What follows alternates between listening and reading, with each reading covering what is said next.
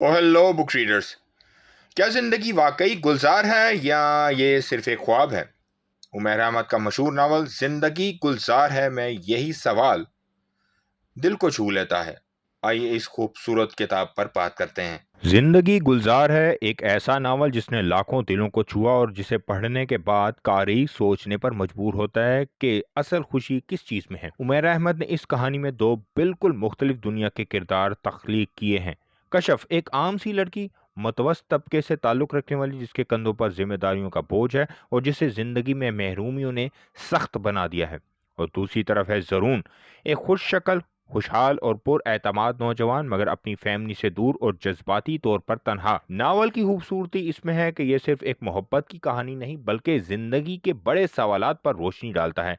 क्या पैसा खुशी ला सकता है? क्या रिश्तों में कुर्बानी और बर्दाश्त के बगैर सुकून मुमकिन है?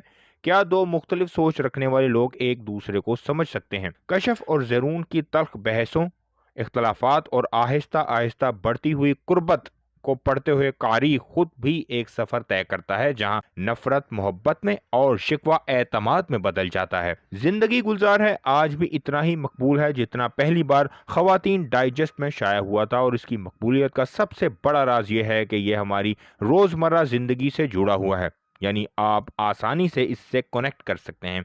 अगर आप एक ऐसी कहानी पढ़ना चाहते हैं जो दिल को भी छू ले और दिमाग को भी झंझोड़ कर रखते, तो ये नावल लाजमी पढ़ें। किताबें पढ़ें, इल्म फैलाएं, जुड़े रहें बुक ट्यूबर टोल्स्टाई के साथ। अगली किताबी मुलाकात तक पढ़ते रहें, सोचते रहें।